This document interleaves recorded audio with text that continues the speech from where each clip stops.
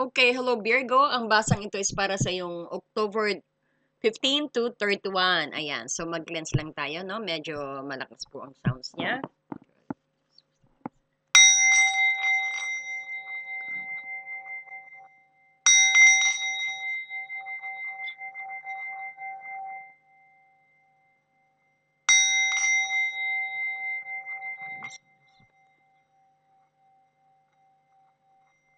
Ayan. So titingnan natin kung anong dapat mong malaman, no? Virgo sa October 15 to 31, no? Tingnan natin ang yung hamon. At least magbibigay din tayo ng ano ng gabay para sa iyo, no? At mga angel guidance din, no? Ayan. So titingnan natin kung ano ang paparating sa iyo, no? Para mapaghandaan mo. At least hindi ka na masya-shock. Ayan. Para po ito kay Virgo sa October 15 to 31. Titingnan natin kung lalabas din sa karera o financial mo or sa iyong pag-ibig. So, titingnan natin. Para po ito kay Virgo sa kanya October 15 to 31.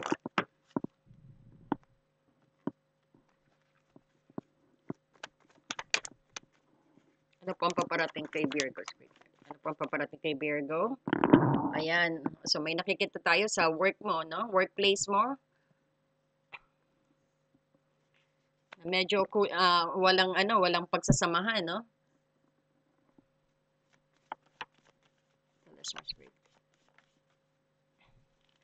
Clarify natin ang Three of Pentacles. Oh, hindi ka makapag-start dyan kasi parang feel mo na walang excitement, hindi ka inspired, no? Parang nakikita mo dito ang daing walang pagsasamahan sa work, no? Nakikita natin dito parang hindi unite, parang may kanya-kanyang idea na hindi nagkakasalubong, no? Siguro yan din ang iyong pinag-aalala.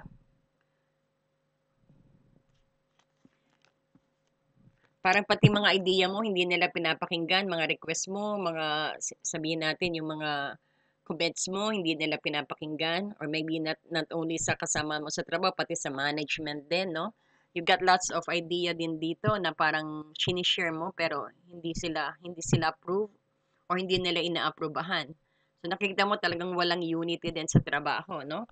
Medyo yan din siguro ang focus mo ngayon, Virgo, no? Something to do with your career and finances din na nagkukos sa'yo ng hindi pagkatulog-tulog and worrying too much. Sometimes na yung sabihin natin, yung nagkakaroon ka ng self-doubt sa kakayahan mo, no?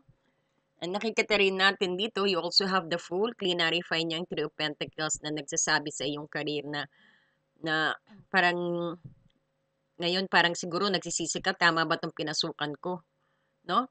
Parang nakikita mo rito ang energy is, kasi parang nakita mo, ibang-iba sa dati mong pinagtrabahuhan. Mas nakita mo yatang worse dito kasi walang unity, parang kanya-kanya, very competitive ang energy. Or sabihin natin na hindi nagtutulungan, parang tingin mo rin wala kang growth dyan sa career, dyan sa trabahong yan, or sa place na pinagtatrabahuhan mo. At yeah, talagang very imbalanced na nakikita natin. Even you're giving idea, parang unfair, o maybe nagbibigay ka ng idea, pero hindi nakikredit sa'yo. No? Tell us more, Sweet Girl. Why this nine of swords is here? Maliwanag na kulang ka sa tulog, oh, no? Or maybe sabihin nagkukos yan.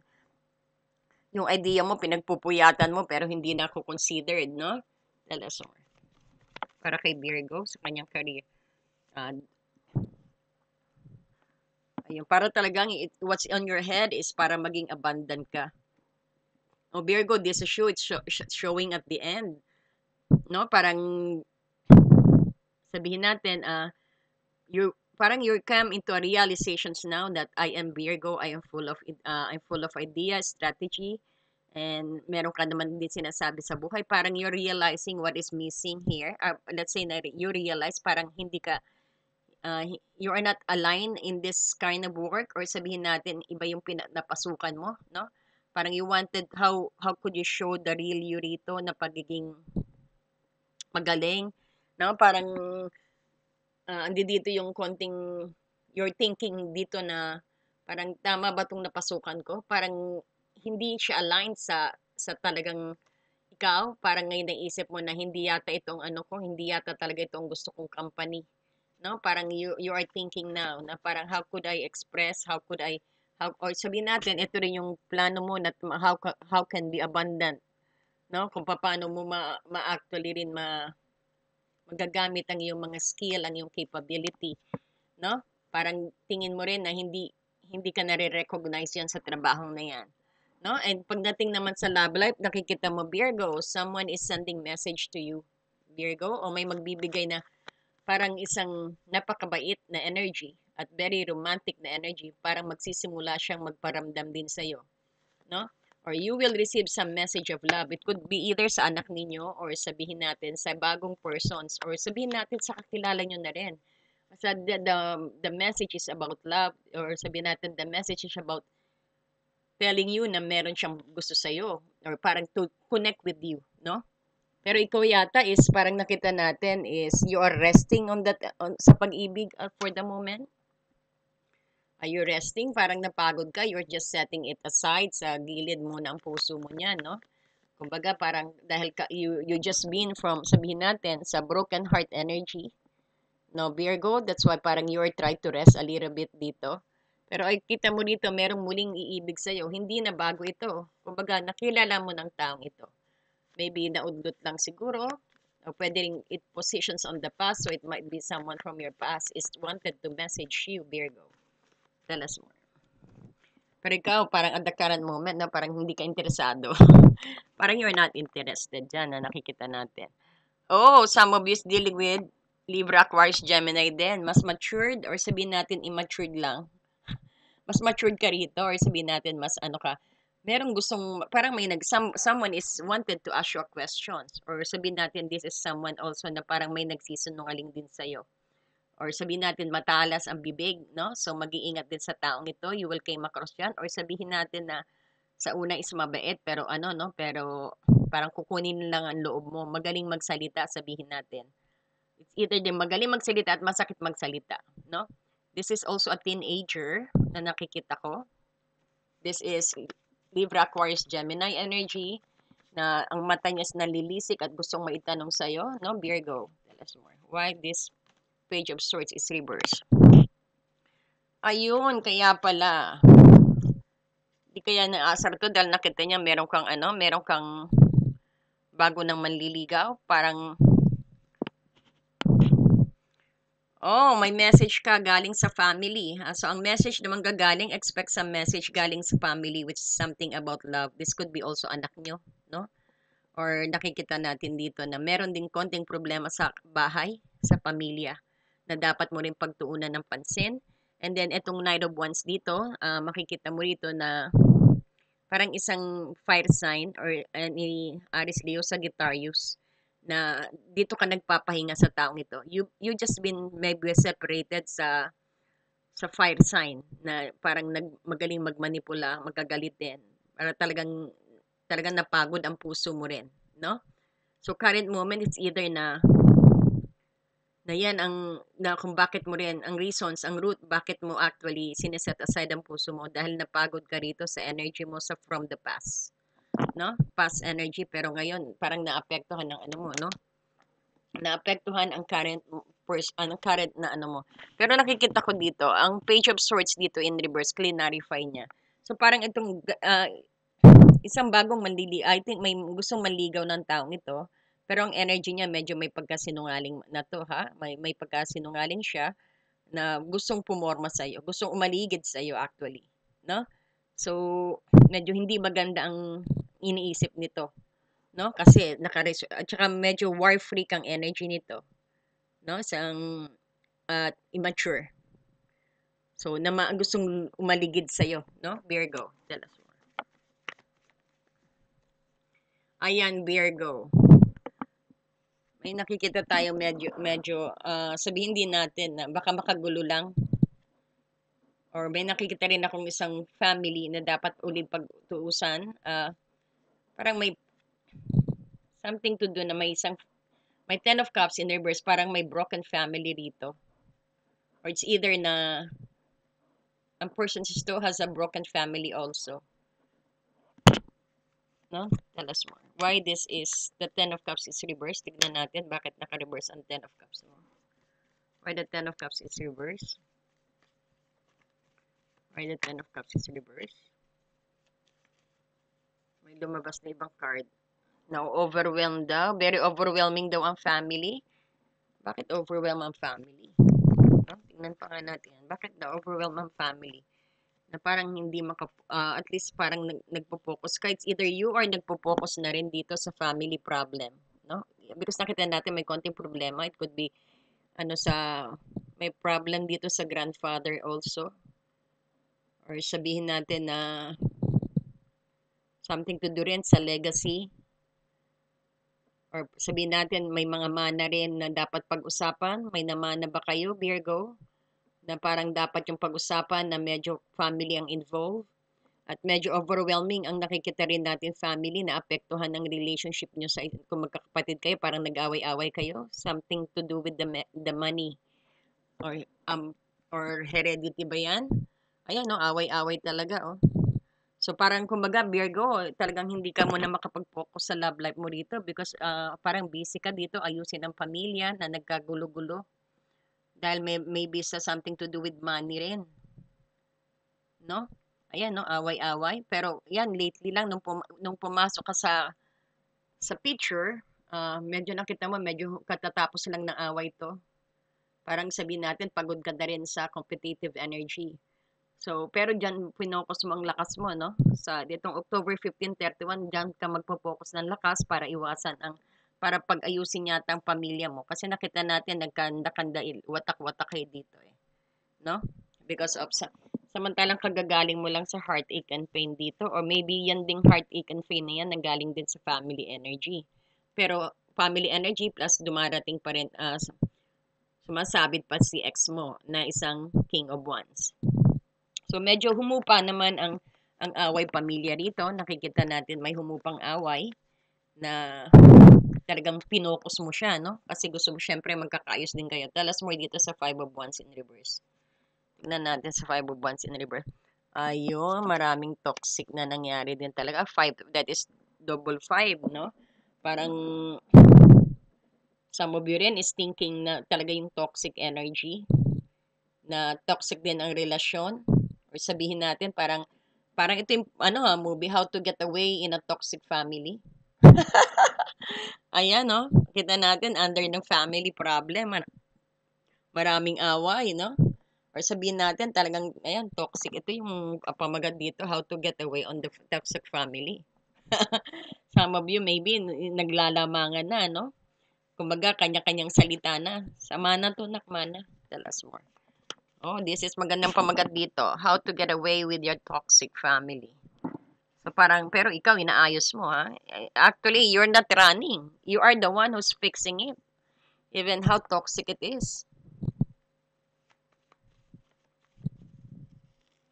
That's nice, that's nice. Ayan, kanya-kanya kayong kanya-kanyang salita, kanya-kanya kayong way, walang unity. Tell us more. Pero minsan naisip mo na rin na parang talikuran, no? Parang tingin mo talikuran na rin, no?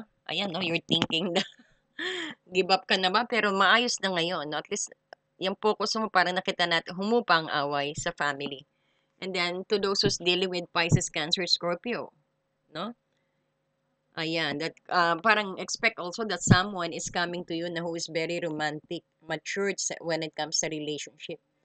I think ito rin, parang ito yung nanliligaw sa'yo ngayon, na may energy na very romantic, sabihin natin, maski hindi siya sign, pero ang energy niya is very matured sa relationship, very affectionate, very, gwapo rin syempre, at maganda rin syempre. Parang matured siya sa mga, when it comes sa relationship, kasi lahat naranasan niya. Very veteran na siya sa pagdating sa mga problema sa pamilya, problema sa or dapat mo sigurong i-embody tong energy na yan. No? Tell us more. Ayan, medyo sinesearch ka nito or nag-sneak out. So, meron din tayong nakita na parang mag-ingat sa, Virgo, mag-ingat sa parang may gustong magnakaw sa'yo. Or baka makaiwan ka ng wallet or cellphone. Kasi parang mayroong nag-sneak out din. Pero nakita ko mahuhuli mo ito. Or sabihin natin may nag-spy sa'yo, no, sa iyong social media, na malalaman mo rin kung sino, no? The Seven of Swords in reverse, ang Seven of Swords in reverse is nandiyan dyan. Yan, this is parang coping sa very difficult situations na gamit medyo ang hindi honest na wins, no?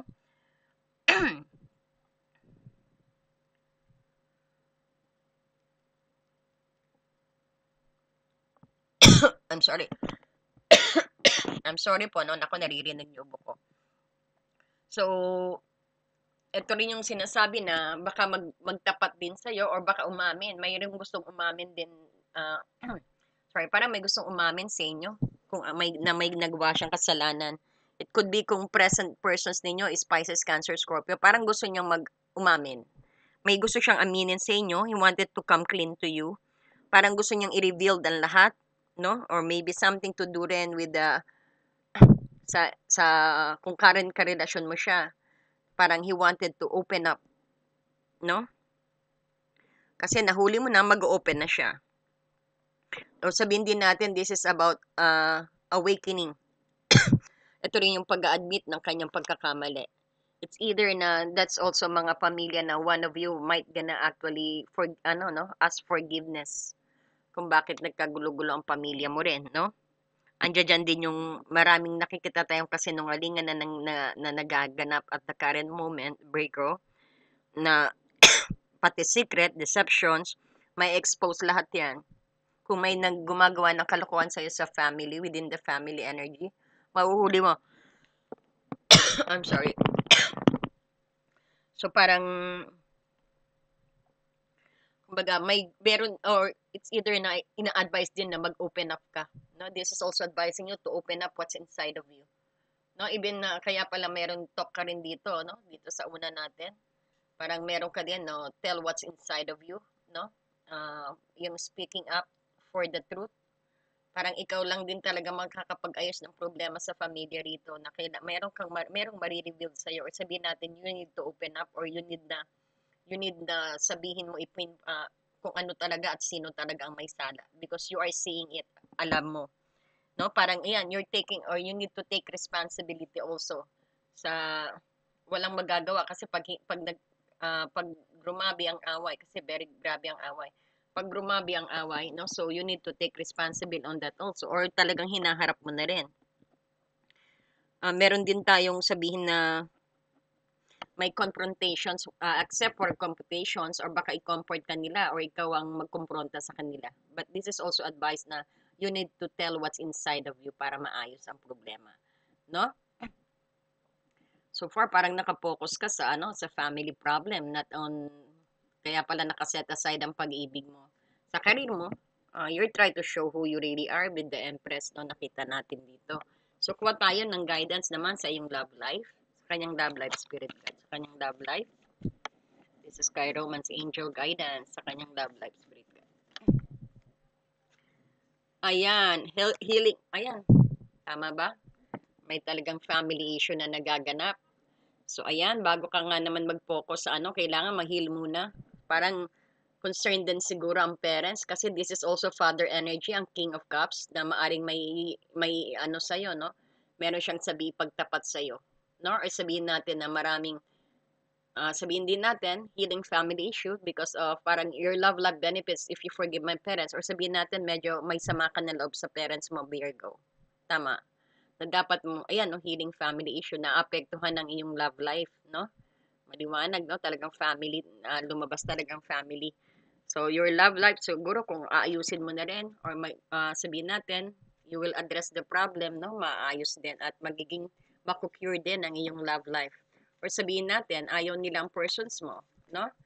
Parang, pero sometimes napapansin mo rin siguro ang takbo ng iyong relationship is parang ganun ang mangyayari sa pamilya mo.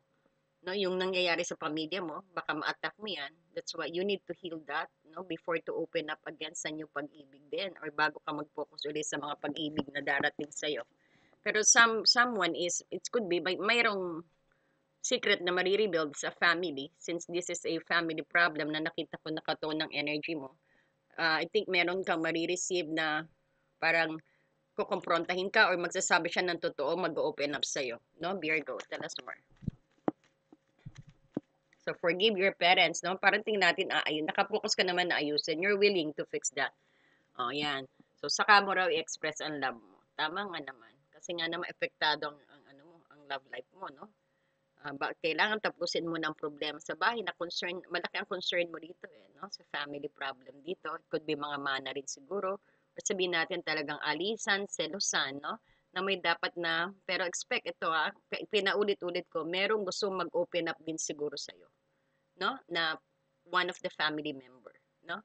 Galing, no? Healing family na siguro maayos din kasi nakapokus ng energy mo dyan, no? Aayusin mo. And then, meron din na dapat ka raw, nasa the person who is coming to you, express your love daw, go ahead and make a romantic gesture. Ayan.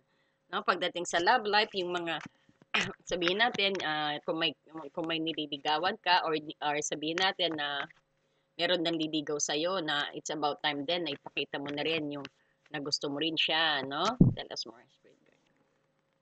Ayan, you're attracting someone talaga. You attract romantic love basta make sure na after ng pagpapahinga mo sa pag-ibig, sinet sa side mo kanina yung pag-ibig, no? So after healing it, after healing that, no? Ayan na ipakita mo na ready ka na ring umibig uli, no? Na okay na tapos ng problema mo, na makaka-focus ka na sa kanya. Some of you din talaga, bawa mag-asawa na kayo, na apektuhan ang inyong relationship, no? Dahil nakatuon ka sa pamilya mo, hindi sa sarili mong pamilya, no? Pero ngayon, some of yung mga single naman, someone is na may nagkaka-crush sa inyo, nagkakagusto, no? Tell us more. Ayan, no? Kinikilala ka talaga. Ayan, someone is coming na gusto kang kilalanin. Excited siya and he's searching on you on social media. No? So, good luck sa iyo actually, Virgo, no? Sa iyong tatahakin ngayon. Nakita mo is very, no? Very focused family issue and then after yan. So, tignan pa natin to na sa itong tao na to. Parang, kung if ever na i-reveal mo rin ipakita mo na gusto mo rin siya, lalo daw siyang ma-attract din sa'yo, no? At saka, parang worth searching daw para talagang worth din ang pagsa-search niya sa'yo. Parang, excited siya, parang in the babo sa ito, in the babo, no? In the babo yan. Tignan natin pag magkasama kayong dalawa. It's either new persons to, no? Tignan nga natin kung new persons yan. Is it a new person? Spirit guide? Is it a new person? Tignan natin kung new persons yan. Is it a new person?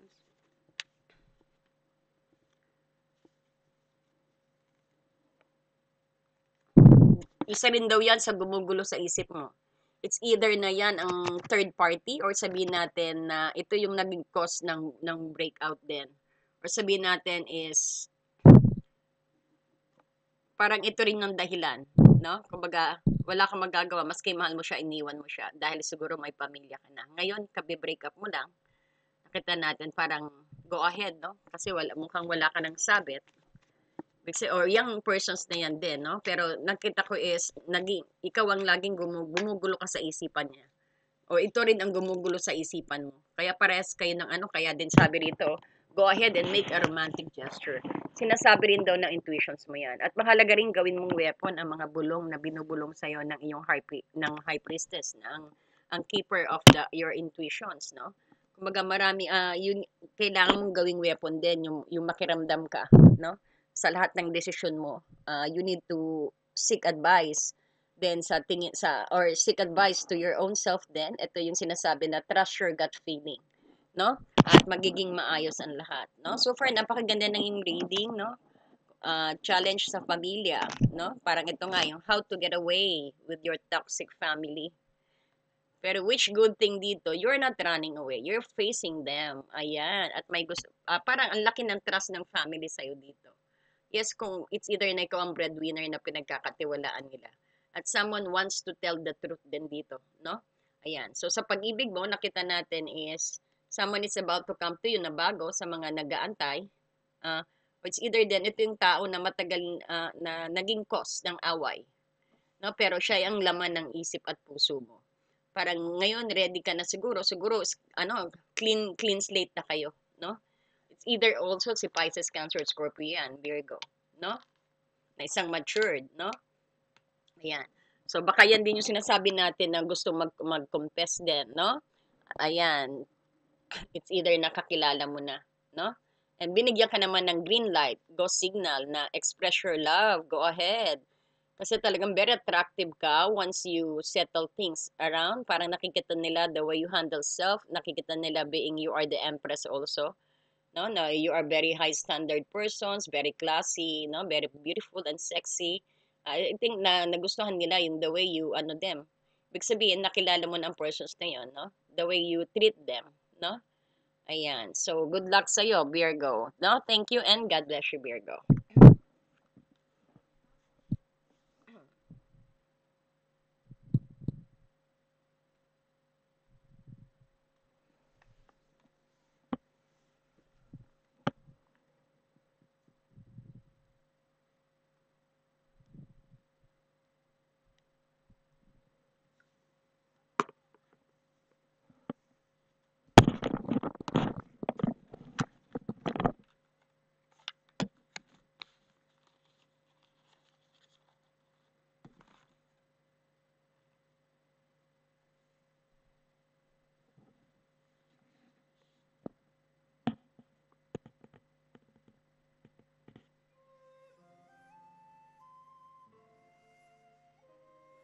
Ayan, don't forget to like and subscribe po, no, and hit the notifications bell. Ayan, maraming salamat po.